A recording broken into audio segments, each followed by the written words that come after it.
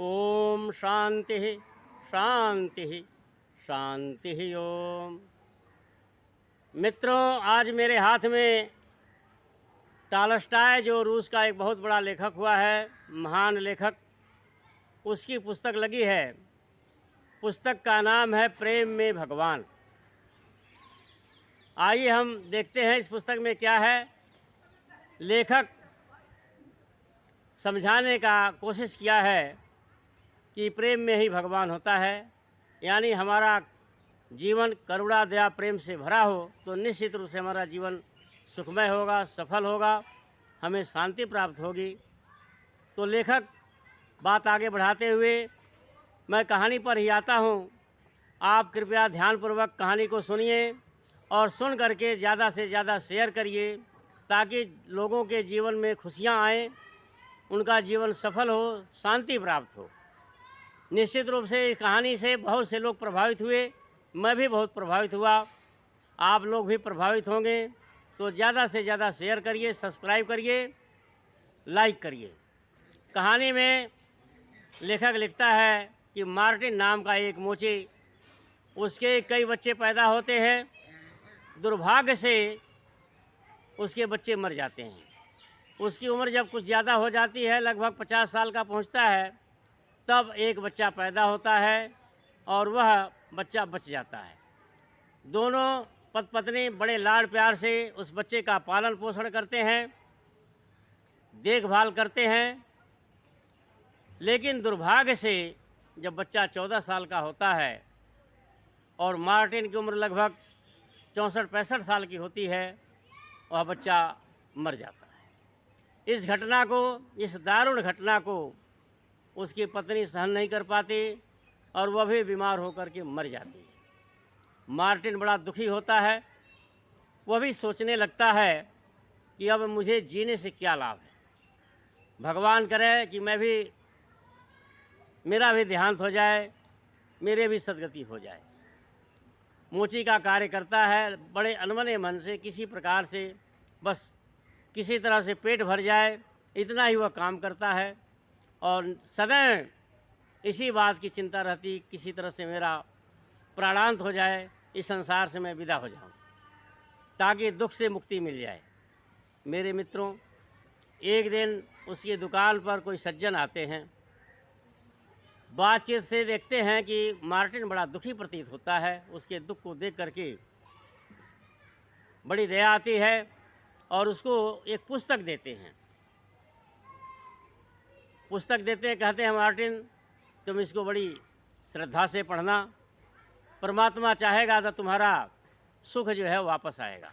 Martin सोचने लगता, अब मेरा सुख क्या वापस आएगा, जब सब कुछ लुट गया, सब कुछ ख़त्म हो गया, अब मेरा सुख क्या वापस आएगा। लेकिन अनमने मन से उसको विश्वास हो जाता है कि दुकान पर तो बहुत लोग आते हैं, लेकिन यह व्यक्ति सबसे हट करके है। इसने मेरे दुख को समझा, मुझसे बड़े प्यार से बात करी और मेरे दुख को दूर करने का प्रयास किया, पुस्तक दी, तो उसको श्रद्धा हो जाती है और कहता है कि ठीक, मैं बड़ी श्रद्धा से इसको पढ़ूँगा। मार्टिन अपना मोची का कार्य समाप्त करके सायंकाल हाथ पैर मुँह धो करके बड़ी श्रद्धा से उस पुस्तक को लेकर मोमबत्ती जलाता है और पुस्तक को पढ़ना प्रारंभ कर देता है। उसमें बड़े अच्छे अच्छे उपदेश हैं। सारी पुस्तक में करुणा दया प्रेम का ही उपदेश है। बताया गया है कि अगर तुम सुखी होना चाहते हो, परमात्मा के चरणों में स्थान पाना चाहते हो, अपना जीवन सफल बनाना चाहते हो, तो करुणा दया प्रेम अपने जीवन में अपनाओ। ऐसा ही व्यवहार करो, लोगों के लिए जियो, सिर्फ अपने लिए मत जियो। मार्टिन को उपदेश बड़ा अच्छा लगता है। सोचने लगता है कि मेरा सारा जीवन व्यर्थ गया, गृहस्थ जीवन असफल रहा, चलो अब थोड़ा सफल कर लूँ। वह जो है पैसे बचा करके कंजूसी करने लगता है और पैसे बचाता है और पैसे बचा करके दीन दुखियों की सेवा में लग जाता है। जितना सामर्थ्य है, जितना उसके पास है, उसी से लोगों की सहायता शुरू कर देता है, दुखी लोगों की सहायता शुरू कर देता है। ऐसा नहीं कि पादरियों की सहायता करता है, मुल्लाओं की करता है, पंडितों की करता है, गरीबों की करता है। चाहे कोई हो, अगर पंडित भी गरीब है तो उसकी भी करता है, मुल्ला गरीब है, दुखी है तो उसकी भी करता है, पादरी दुखी है, गरीब है तो उसकी भी करता है, किसी से घृणा नहीं। अमीर से भी प्रेम, गरीब से भी प्रेम, पापी से भी प्रेम, धर्मात्मा से भी प्रेम, उसके भाव ऐसे हो जाते हैं। एक दिन मार्टिन बड़ी श्रद्धा से पुस्तक को पढ़ रहा होता है।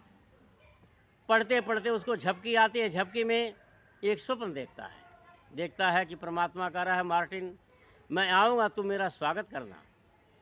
तब तक उसकी आँख खुलती है और कहने लगता है, मैंने क्या स्वप्न देखा? परमात्मा कह रहा है, मैं आऊँगा, तुम मेरा स्वागत करना। सबसे कहता है कि देखो आज मैंने ऐसा स्वप्न देखा कि परमात्मा स्वयं कह रहा है कि मैं आऊँगा, तुम मेरा स्वागत करना। तो सब लोग कहने लगते हैं, जैसे ख्याल वैसे ख्वाब। अब तुम भक्ति में रहते हो, धर्म मार्ग पर चल रहे हो, लोगों की सहायता कर रहे हो।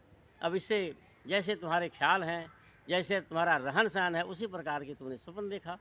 जैसे ख्याल होते हैं वैसे ही व्यक्ति ख्वाब देखता है। मार्टिन बड़े बेचैनी से, व्याग्रता से रात को काटता है। दिन रात में बार बार स्वप्न पर ही विचार करता रहता है, लेकिन विश्वास नहीं होता उसको।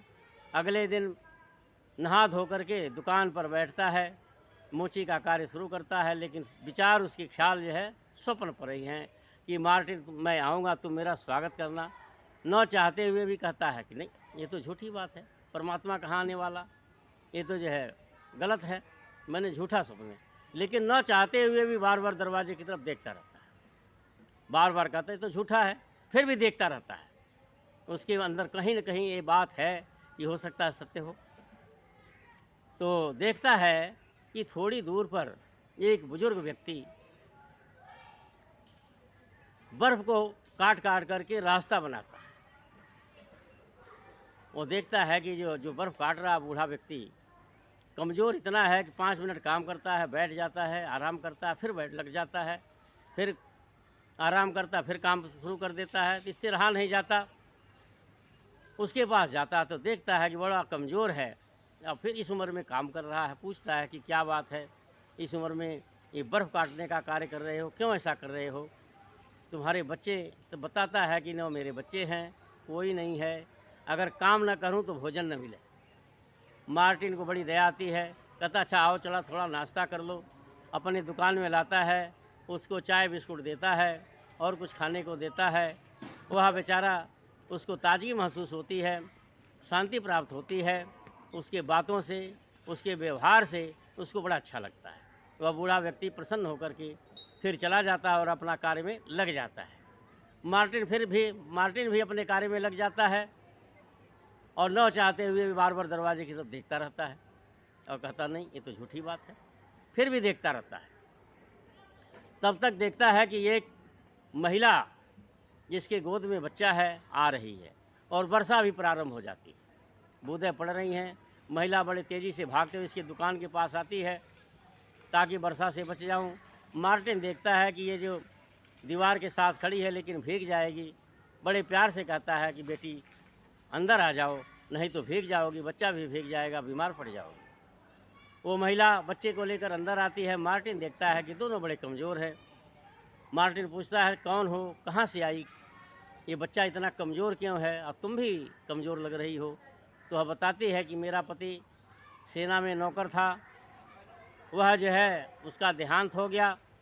मैं किसी के वहाँ बर्तन मांजती थी, बीमार पड़ गई थी, कई दिन की छुट्टी ले रखी थी। अब जब गई तो मालकिन ने मुझे काम से हटा दिया, मैं क्या करूं? पति भी नहीं, मेरा भी काम छूट गया, मैं बहुत दुखी। मार्टिन को बड़ी दया आती है। तुरंत जो है खाने का प्रबंध करता है, बच्चे के लिए दूध लाता है, दोनों को नाश्ता कराता है। अब तब तक वर्षा बंद हो जाती है। वो महिला जाने के लिए तत्पर होती है तो मार्टिन उसको कुछ पैसे देता है, कपड़े देता है और कहता बहन फिर कभी आना, परमात्मा ने चाहा तो मैं तुम्हारी सहायता करता रहूँगा। वह महिला धन्यवाद करके चली जाती है।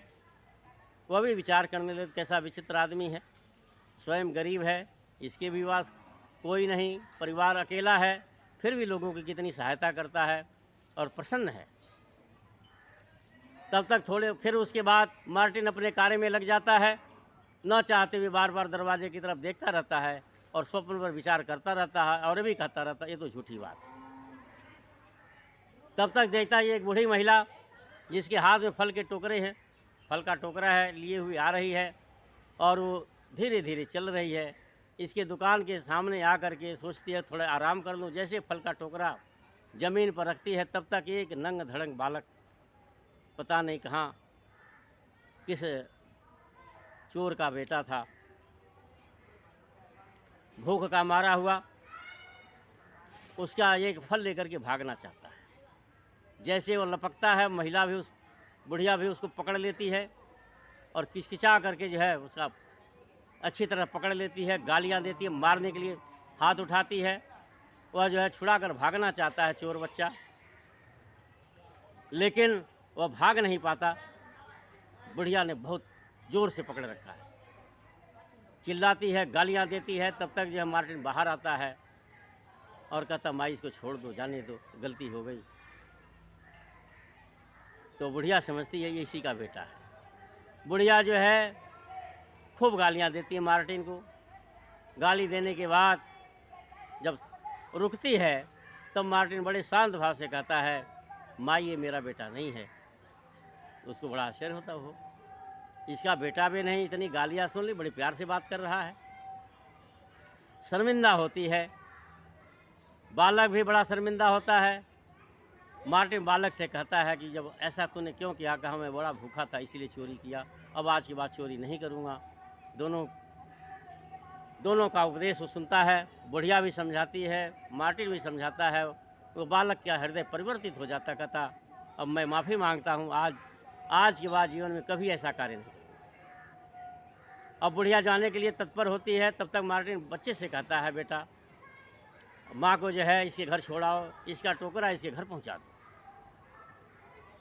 वो चोर बालक बुढ़िया से कहता माँ चलो, आज के बाद विश्वास करो कभी जीवन में ऐसा नहीं करूँगा, मैं तुझे छोड़ाता। बुढ़िया भी प्रभावित होती है, उस पर विश्वास कर लेती है। उसके सिर पर फल का टोकरा रख देती है। आगे आगे बालक जा रहा है, पीछे पीछे बुढ़िया जा रही है। मार्टिन भी देखकर गदगद हो जाता हो, सोचने लगता देखो अभी कैसे लड़ रहे थे, अब तो ऐसे जा रहे हैं जो सचमुच में माँ बेटे हों। मार्टिन बड़ा प्रसन्न होता है। फिर तब तक शाम हो जाती है और मार्टिन जो है अपने प्रतिदिन की तरह हाथ पैर मुँह धो करके बड़ी श्रद्धा से पुस्तक को खोलता है और पुस्तक में लिखा रहता है कि जो तूने भूखे को भोजन दिया समझो मुझे दिया, प्यासे को जो जल पिलाया समझो मुझे जल पिलाया, नंगे को जो वस्त्र पहनाया समझो मुझे वस्त्र पहनाया, और भटके को जो मार्ग दिखलाया समझो मुझे मार्ग दिखलाया। परमात्मा का ये उपदेश मार्टिन पढ़ते पढ़ते उसको झपकी आती है। जैसे झपकी आती है तब तक परमात्मा प्रकट होता है और कहता है मार्टिन मैं आया था, तूने मुझे पहचाना नहीं। मार्टिन जो है स्वप्न में ही बड़बड़ाने लगता है, अरे भगवान मैं तो सुबह से लेकर शाम तक दरवाजे की तरफ देखता रहा, न चाहते हुए देखता रहा कि आप आओगे, मैं आपका दर्शन करूंगा, आपका स्वागत करूंगा, लेकिन आपके तो दर्शन ही नहीं हुए। तब तक वह बूढ़ा व्यक्ति कुल्हाड़ी लिए उपस्थित होता, कहता है मार्टिन अरे मैं ही परमात्मा हूँ, तूने मेरा तो खूब स्वागत किया। उसके बाद वह दृश्य गायब हो जाता है। वह चोर बालक और वह बुढ़िया वो उपस्थित होते हैं, कहते हैं अरे मैं ही परमात्मा हूँ, तूने तो मेरा खूब स्वागत किया। उसके बाद वह गरीब महिला गोद में बच्चे लिए उपस्थित होती है, कहती है मार्टिन मैं ही परमात्मा हूँ, तूने तो मेरा खूब स्वागत किया। उससे मार्टिन की नींद खुलती है और बड़बड़ाने लगता है, लोगों से कहने लगता है ओहो मैंने तो परमात्मा के सचमुच में दर्शन किए, मेरा तो जीवन धन्य हो गया। तो इस प्रकार से मार्टिन करुणा दया प्रेम को अपना करके, धर्म को अपना करके, सत्य को अपना करके, अहिंसा को अपना करके अपना जीवन धन्य कर लेता है। तो मेरे मित्रों सच जानो करुणा दया प्रेम ही धर्म है। देखो सारे शास्त्र हमारे यही कहते हैं कि नहीं सत्यात् परो धर्म अहिंसा परमो धर्म। सारे शास्त्र हमारे यही सिखाते हैं कि दया करुणा प्रेम ही धर्म है।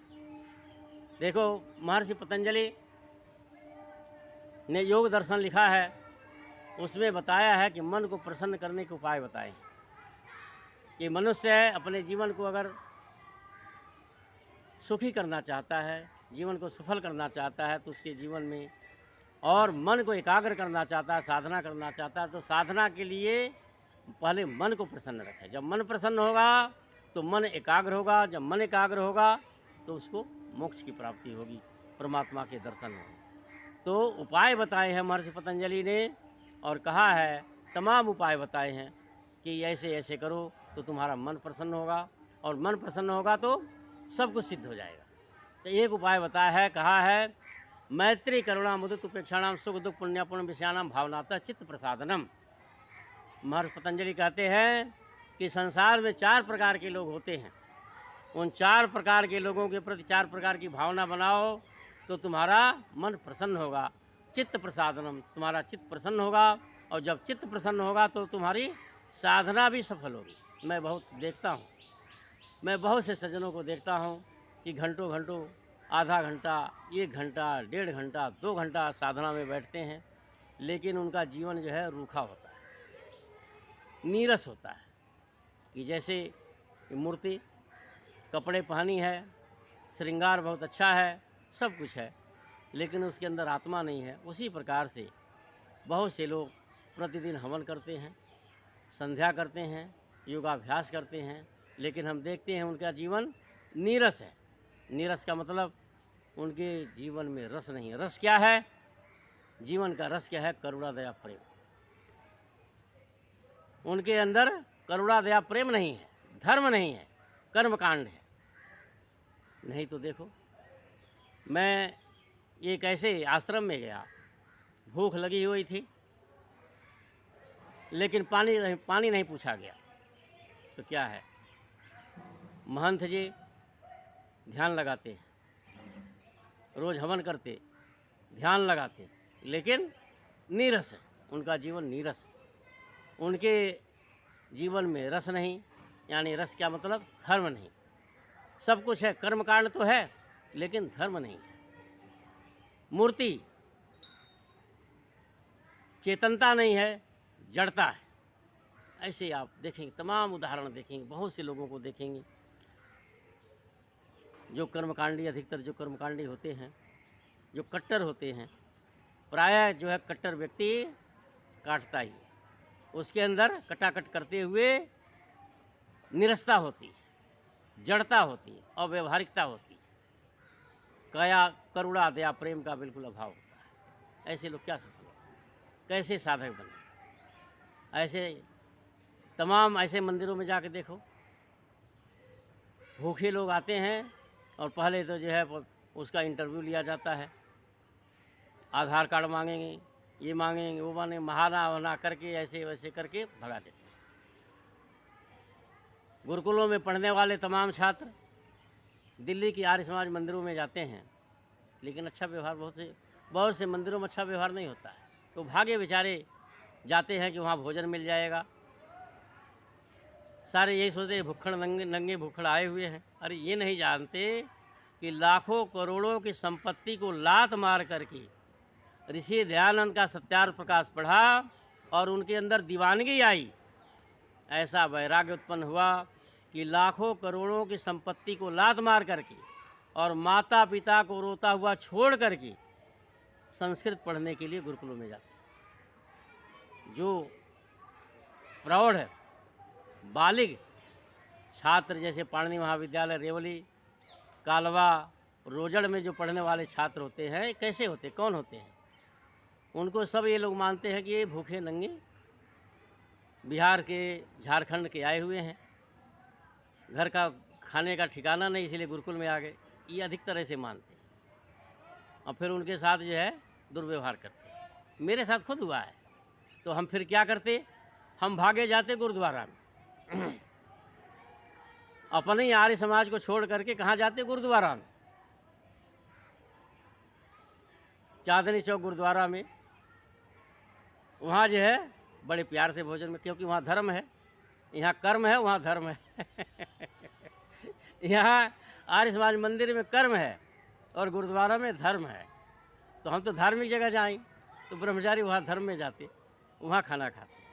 अपनी आर्य समाज में डर लगता है इनको। हाँ, शक्तिनगर आर्य समाज में प्राय भोजन मिल जाता वो, लेकिन वहाँ भी डरते बच्चे, हम डरते थे कि कहीं कोई कुछ बोल न दे। ये सच्ची बात बता रहे, हृदय के उद्गार व्यक्त कर रहा हूँ। और भी कई जगहों पर मैंने देखा। एक जगह बड़ी प्रसिद्ध संस्था में मैं गया जहाँ योगाभ्यास सिखाया जाता है, नाम तो नहीं लूँगा, जहाँ योग ही सिखाया जाता है, लेकिन भूखों मार दिया। 2:30 बजे पहुँचा, सुबह का भूखा, लेकिन भोजन नहीं पूछा। शाम तक जो है आसमान तारे दिखाई देने लगे। ऐसा व्यवहार होता है। गुरुद्वारा में जाओ देखो, और जगह जाओ, हमारे गुरुकुल में आके देखो, गुरुकुल वाले कोई गुरुकुल ऐसा नहीं है जहाँ भोजन न पूछा जाता। लोग कोई भी हो, झज्जर गुरुकुल जाकर देखो, गरीब से गरीब गुरुकुल में जाके देखो, 2-4 दिन 5 दिन ऐसे लोग खाना खाते रहते हैं। गुरुद्वारा की तरह हमारे गुरुकुल में आके देखो, 2:30 बजे 3 बजे कोई आता है, भोजन नहीं होगा तब भी हम केला खिलाते हैं, बिस्कुट खिलाते हैं, बाजार से मंगा के खिलाते हैं, पूछते हैं, झूठ नहीं बोलना, भोजन किए हो कि नहीं किए हो, भूख लगी है कि नहीं लगी, झूठ नहीं बोलना। कोई 3 बजे आता है तब भी हम पूछते हैं। बहुत से लोग संकोच में भूख लगी रहती, कहते नहीं, हम ठीक है ठीक है ठीक है। तो मेरे मित्रों, करुणा दया प्रेम ही धर्म है। तुम हवन करते रहो, हवन बहुत अच्छी चीज़ है, हम भी करते हैं, रोज करते हैं। तो महर्षि पतंजलि कहते हैं, मैत्री करुणा मुदित उपेक्षाणाम सुख दुख पुण्यापूर्ण विषयानाम भावनाता चित्त प्रसादनम। अगर चित्त को प्रसन्न करना है तो कहते हैं कि जो सुखी लोग हैं उनके साथ मैत्री का भाव रखो। प्राय जो ईर्ष्या का भाव उत्पन्न हो जाता है जो सुखी लोगों के साथ, संपन्न लोगों के साथ, और दुखी लोगों के साथ करुणा का व्यवहार करो। देखो, करुणा शब्द आ गया ना।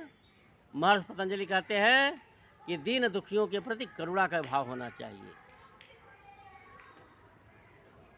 और साधुओं को देख करके, सज्जनों को देख करके प्रसन्न हो, और जो पापी लोग हैं उनसे घृणा मत करो, उपेक्षा वृत्ति रखो। और देखो, महर्षि दयानंद सरस्वती ने